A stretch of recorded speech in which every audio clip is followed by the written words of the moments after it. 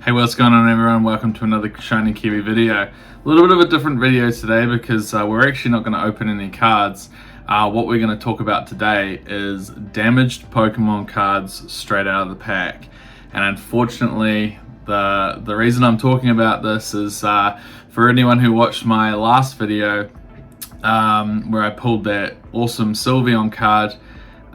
When I was actually editing the video, I realized that the card was damaged. I was so gutted. You have no idea. Obviously, damaged cards is something that happens quite frequently. It's funny because there is actually really bad quality control at the Pokemon Company International.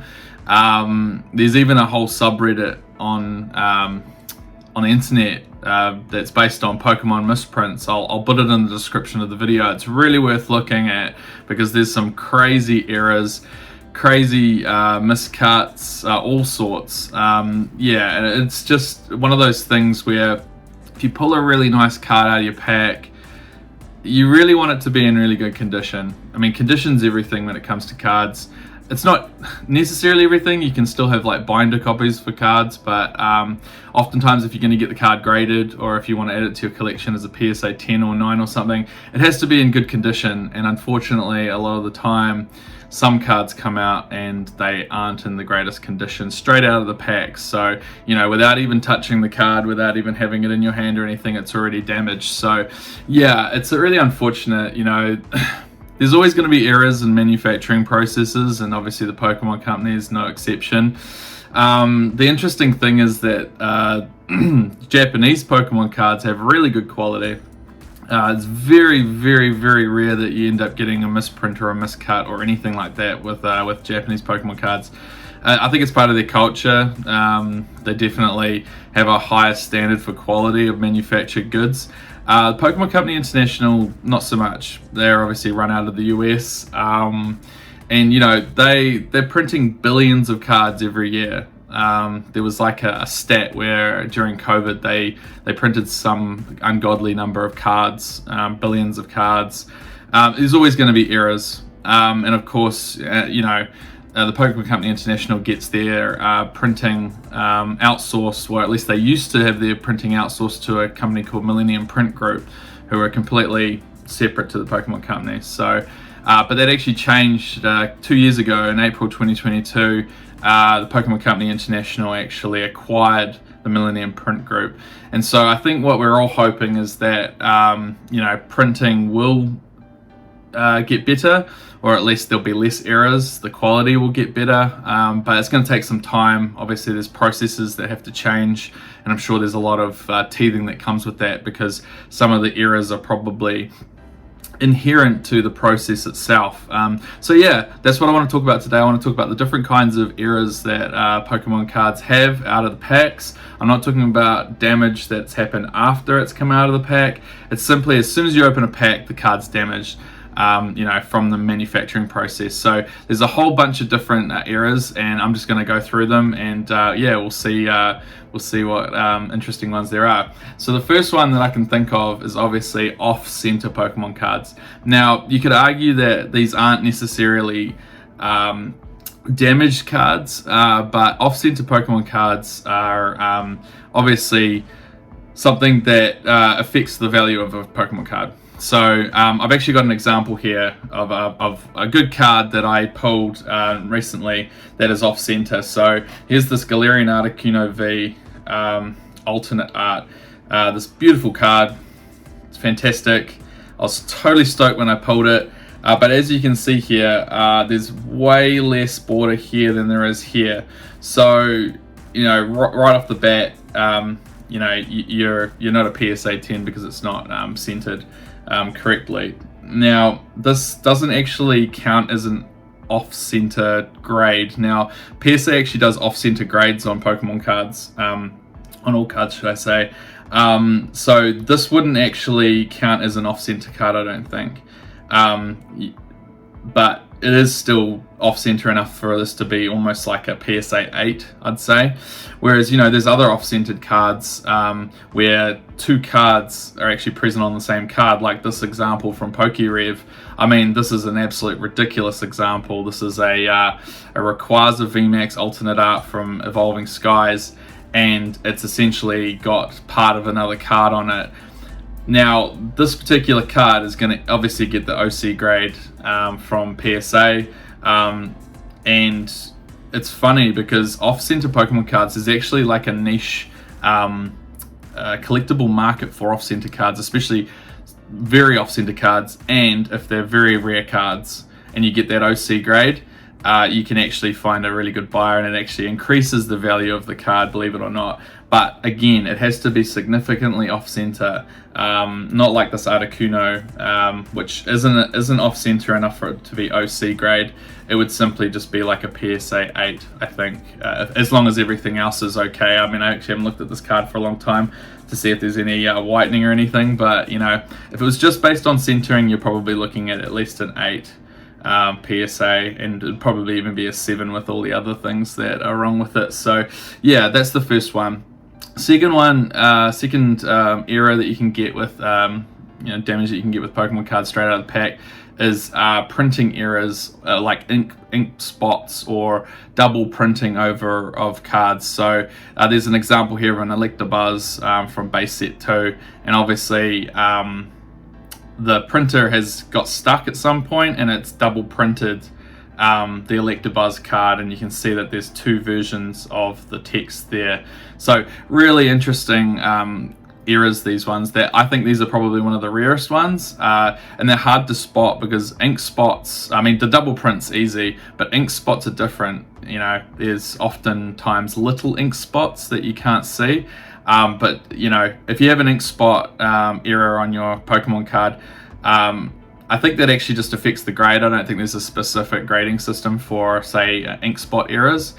So it'll just affect your grade, and I'm not actually sure what the grading scale is for that, but I imagine it would dock at least a couple of points down to, say, a PSA 8 or 7. Probably the most prevalent damage that you get with especially vintage Pokemon cards, not necessarily so much now with you know, our modern cards, is print lines. So this was absolutely rife back in Wizards of the Coast era. So, you know, you could pull a base set Charizard out of your base set pack, and you could, you know, shine it in the light, and you'd see that there's these print lines that are going down the side of it, and these again significantly affect the grades. The Neo series was absolutely chock-a-block full of print lines. I think there's such low population of PSA 10 cards for the Neo series simply because there's so many print lines prevalent on those holos. So it's only really holos that are affected by this. I'm not exactly sure what happens in the manufacturing process that creates this issue. I mean, it must just be the way that the printing is done. But yeah, like I said, the quality control on some of the Wizards of the Coast sets were particularly bad with print lines, and if you got print lines on your card, it can dock 1 or 2 points, so PSA 9 or 8 if everything else is fine. So yeah, like I said, not so much a modern problem, but it's definitely a problem with vintage. You know, if you pull a really cool card like this, what's it called, Lugia from Neo, and you see those print lines on that card, your heart would just sink. You know, yeah, the value of that card is significantly less because of these print lines. So that's print lines. All right, so now we get to one of the things that affected my Sylveon card, which is surface damage.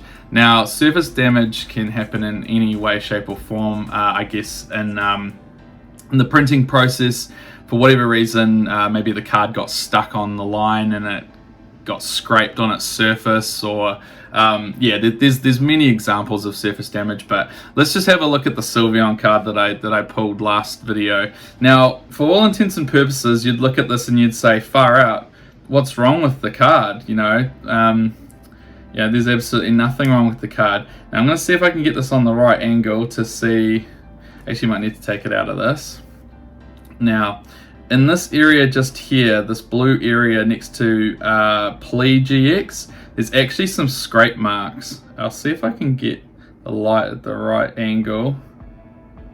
I took a photo of it actually from my, I don't know if you can see that, but there's some scrape marks along that blue bit there. It's quite hard to see on the video, but I can see it in real life. It's clear as day. So yeah, I took a screenshot. There we go. I think you can see those scrape marks right there. A bunch of scrape marks.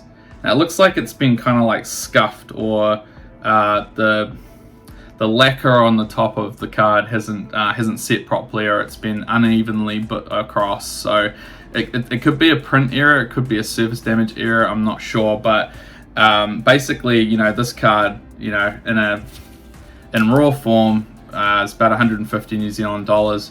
Now with that error there, with a surface damage like that, if you get dinks, like dents or dings in your card, it takes you all the way down to like a PSA 6 or 5, and you know, that'll take the value of this card from $150 probably down to like 30. It's significant, absolutely significant. And you know, it came out of the pack like this. Like I didn't do any of that scuffing, I didn't do any of that. Like I said, I've got a screenshot from when I opened the pack. I didn't notice at the time because I was so excited to pull this card that that I didn't actually see that. It is actually quite hard to see unless you get it at the right angle. But obviously when I was editing the video, I saw them and my heart absolutely sank. You would not believe it. It sucked so much. So yeah, really annoying. And this is the catalyst for this video today, is to talk about damaged Pokemon cards. You know, there's nothing worse than pulling a really cool card like this, really rare card. I mean, in Hidden Fates, just to pull a full art shiny is, you know, probably one in every, like, say 5 to 10 packs. And then to pull this specific one, because I think there's like 40 or 50 full art Pokemons in Hidden Fates. And to pull the specific one is even rarer than that. So, you know, you're talking hundreds of packs, and these aren't cheap packs anymore. So to get a great card like this and then for it to be damaged, yeah, I was totally gutted, as you can imagine. So yeah, as I said, surface damage there. I'm not exactly sure what kind of error this is. Could be a printing error, but I've just put it down to surface damage because that's what will happen if I get it graded. It'll be a surface damage. I think you can kind of see. Actually, hold on, I'll take it out again. Let's put it on that angle. There you go. Perfect. Can you see those bits? It almost looks like it's been scuffed. Actually, I didn't realize it's down the bottom here as well. It almost looks like, yeah, the card's been scuffed with like a boot or something on the ground. So that is what I saw when I was editing the video. And yeah, basically this card goes from $150 down to like $30, which yeah, it sucks. So anyway, there is another example here that I have of surface damage, or I guess you'd call it surface damage. This is a photo from my friend Will. He sent me this photo because I was obviously complaining about my Sylveon, and it's one of the Professor cards, and as you can see, there's some significant dents in this card. I mean, this came from a pack. You sort of sometimes expect this from cards that are damaged in packaging, if it's been like a promo card that's been stuck into like a bit of packaging. But no, this came out of a pack, so who knows how this damage happened. Absolutely crazy. So yeah, this sort of damage really is a detriment to the value of the cards, and obviously the enjoyment of pulling the card, which is the main thing. I mean, you can kind of get away with like uncommons and commons, or even just like holo rares having damage on them, but when it's your really rare valuable cards, it's absolutely gutting. So anyway, the next one that I want to talk about is whitening on the sides and in the corners. So I actually have an example of this. I opened up some Silver Tempest on my channel a while back, and I pulled this card, which is Lance. Awesome character. As soon as I saw this, I was like, I am stoked to have this card. Lance is one of my favorite gym trainers, dragon Pokemon. Can't get any better. So yeah, I was really stoked when I pulled this, but then I turned it around, and would you look at that corner? that corner up there, it came out of the pack like this, and you know that right there is significant corner wear.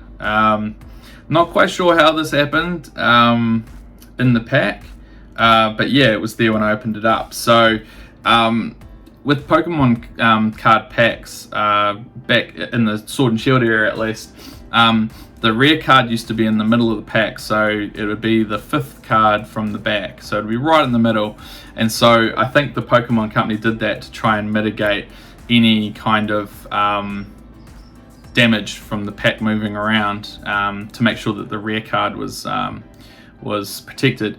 But it's funny, now in the Scarlet and Violet era, they've actually put the card second from the back, so it's right at the back. It's only sheltered by one card, which is the energy at the back. So yeah, it's significantly different. I haven't noticed any more damaged cards with that, so maybe they tested it out to see if there was going to be more damage or less damage, depending on if it was in the middle of the pack or, you know, closer to the back of the pack. And obviously it didn't make a difference, so they just chucked it at the back. I'm not exactly sure what the reason is, but I'm going to go with that. The next era that I want to talk about straight out of packs is crimped cards. Now this is actually very common. You know, you'd think it wouldn't be. You think it wouldn't be very common, but it is. So I've got a couple of examples here of crimped cards. The reason that this happens is when the pack is crimped at the end. I don't know if you've seen, you know, Pokemon card packs, but they're actually heat sealed rather than glued, so it gets crimped and heated. And unfortunately what happens sometimes is if the cards aren't quite aligned at the top or the bottom of the pack, then the top card or the bottom card gets stuck on in that crimping process, and you end up with what's called a crimped card. Pretty cool, not gonna lie, it is actually like quite a cool era. I'm not sure I think there are collectors out there for crimped cards, especially crimped rare cards, but I'm not exactly sure you know, what kind of like extra value you get out of that. I imagine it's probably not that great because it is quite common. Obviously it's very rare to get a rare card or like a I don't know, like an ultra rare or something crimped, because it's in the middle of the pack. You know, the crimping, it'd be difficult, or it'd be less common for the middle of the pack or anything to get crimped. So or maybe we'll see more crimped rare cards in Scarlet and Violet now that it's only second from the back, who knows. So yeah, it's an interesting one. The cards look kind of cool, and like I said, it's quite common. The next type of damage that you get is damage from the packaging itself. So as I said before, there's times when you open, say, a collection box, and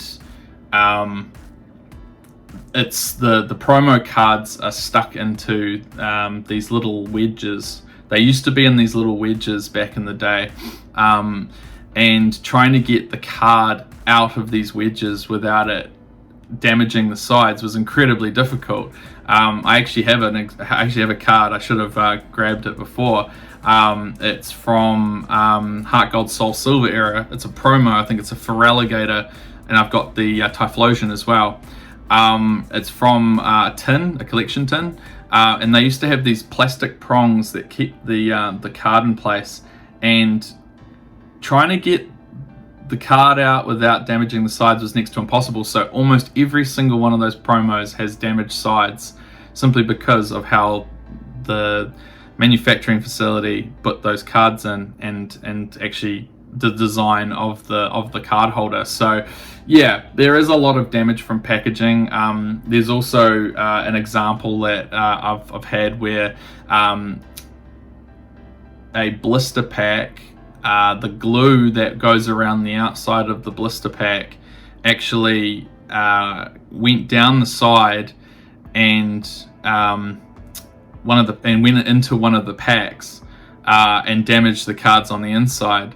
Yeah, basically all the cards in this pack had this big stain of glue down the side. Yeah, crazy error. Obviously happened in the manufacturing process, and you could say that that's damage from the packaging.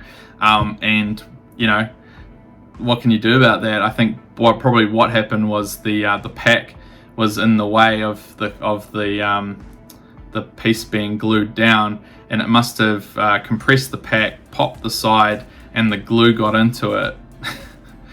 Absolutely crazy. So yeah, it's that's one probably one of the rarer ones of damaged cards out of packs. But yeah, anyway, I thought I'd make this video simply because I was really gutted about that Sylveon. And I really feel for collectors sometimes when you know, they get these rare cards and they're damaged straight out of packs. I mean, it's one thing to, you know, take as much care as you can yourself as a collector to keep cards safe and to keep them from damage, but it's another thing to actually have things come straight out of packs damaged, and you know, straight away, you know, your card is lesser value. That's obviously not the be all end all of it, but everyone likes to have nice cards. You know, from all intents and purposes, you know, the Sylveon card, if you just look at it like this, there's no problem with it. It looks great. But if I get this slabbed or graded, it's going to come out as like a 5, a PSA 5. And yeah, that just kind of hurts a little bit. One suggestion that I actually got from a friend is that I could just get it slabbed and not graded. And I think that that's actually what I'm going to do, because I really love this card. It is a stunning, stunning card. Sylveon is a great Pokemon. It is a rare card. And, you know, maybe I just don't get it graded and I just get it protected with a slab. And I think that that's what I'm going to do. PCG in New Zealand actually do that. They just do slabs without grading. So I think that's where I'll send it, simply because I want to actually put this up on, you know, put this in my collection, put it up on the mantelpiece, have it on display. And if anyone wants to look really, really, really closely, they can see the damage, but that's not the point. So yeah, it's either a great binder copy or I'll get it slabbed and put it on display. So that's what I'm going to do with that. Anyway, guys, that's it for the video. Thank you so much for watching. I hope that this type of video, I don't know, that you enjoyed it. I certainly did, just talking rather than, you know, opening packs and trying to talk. So if you want to see more of this content, feel free to chuck us a comment and let us know. Other than that, have a great week, and I'll catch you in the next video.